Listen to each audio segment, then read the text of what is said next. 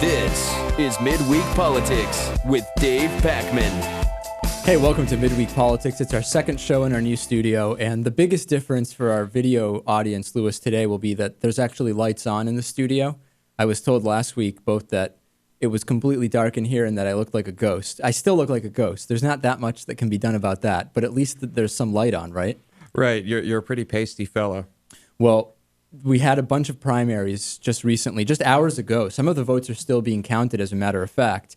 And I want to go through a few of them. The most interesting one to me is not Charlie Rangel. Charlie Rangel did win amidst this ethics investigation that's going on. I wasn't really surprised, Lewis, that Charlie Rangel won anyway. Number one, there were a number of different candidates in that race, so it wasn't. These are all primaries, by the way. There were a bunch of candidates to split the vote up, so it was hard for one specific candidate to really get momentum going against Charlie Rangel. So, not that he was caught with $10,000 in his freezer like another congressman was, but it still wasn't good. But I expected him to win the primary anyway, didn't you? I really didn't know what to expect after the charges. I wasn't sure. But you want Charlie Rangel out, right? Do I remember correctly? I'm indifferent. I just don't care. I don't really care. Well, that's one of the audience's biggest criticisms about Lewis. He just doesn't seem to care. So, Lewis, if you had to say, should he stay or go, what's your opinion? He's fine. Let's keep him. You want Charlie Rangel to Yes. stay. The most interesting story to me is that we have another Tea Party candidate, a tea bagger, so to speak, or maybe just a bagger, if that's the maybe a more polite way just to refer to her. Christine O'Donnell beat Mike Pence in the Republican primary. This is fascinating to me. This is one of the more interesting races, and I have video of Christine O'Donnell.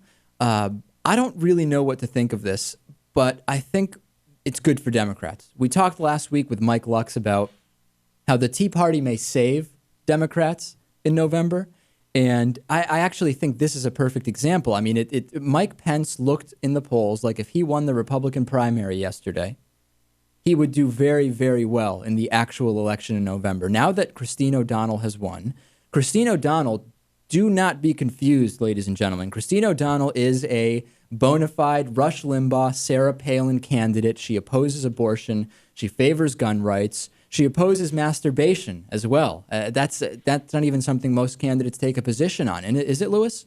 I've never heard that before. No. I know it's at the top of your list of your litmus test for who you vote for, but it's not something most candidates... Anyone I vote for has to be pro-masturbation. She's even starting to dress and look like Sarah Palin. She had on the Sarah Palin red suit yesterday. I'll play a little bit of an interview from CNN last night. This is it's fascinating stuff, let me tell you. And if we can get it playing, I think our audience will agree. This is a Sarah Palin clone, so to speak. We're here with Christine O'Donnell, who has been greeting supporters all night long. First of all, what message do you think your victory here sends to, you've called them establishment Republicans who are cannibalizing the party?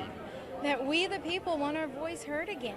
And, it's not always about power, it's about principles. And there's a lot of work to do to get our country back on track. And I think the voters are craving candidates who will stand for something.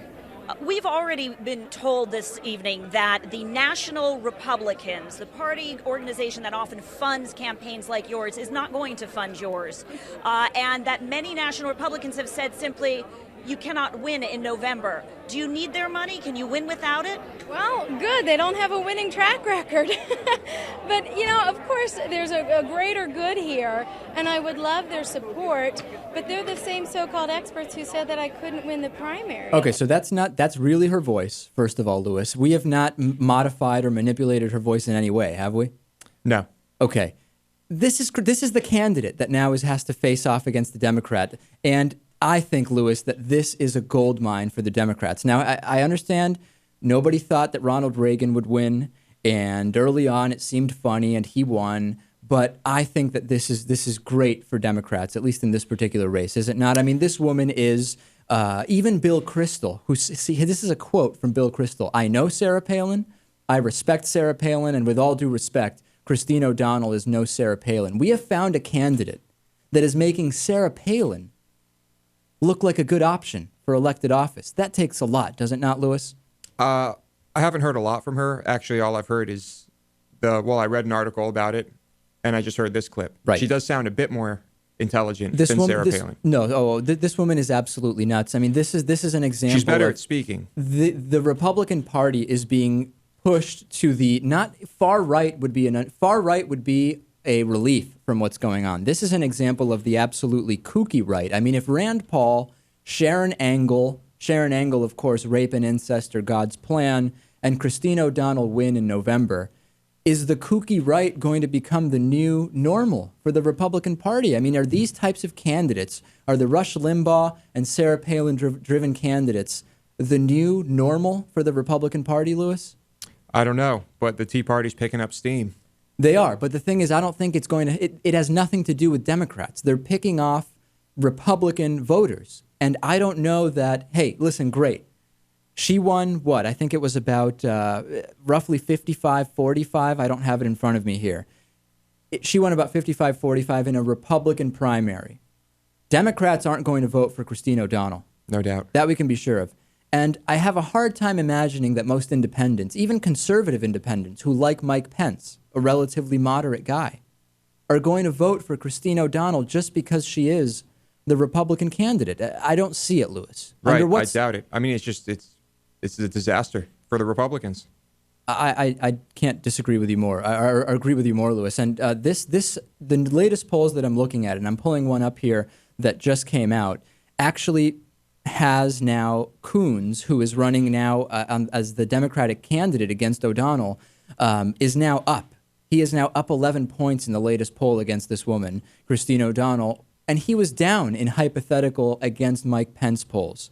If there's not better evidence, Lewis, that this is not a good direction, than that, I don't know what is. Now, of course, these polls were taken very, very shortly after the results that we got. We'll see what happens. It's by no means a guarantee. The Democrats can't go too crazy. I saw that Coons already put out an ad kind of saying, "This is my opponent," with a picture of Christine O'Donnell, almost ridiculing her. I don't think that's the right idea. I think he should play it cool. Hopefully there will be debates and it will become apparent that this woman is a teabagger reincarnated in a Sarah Palin suit. I mean, that's essentially what she is. I think if most people were to watch the debates and pay attention to what these candidates are trying to accomplish, that she would lose. But as we know, a lot of people don't pay attention. Well, we'll see. In New York, conservative Carl Palladino defeated Rick Lazio in the Republican gubernatorial primary. Some people are saying he is somewhat of a teabagger victory as well. Midweek Politics is made possible in part by the Daily Hampshire Gazette and GazetteNet.com, connecting our communities with local news and information.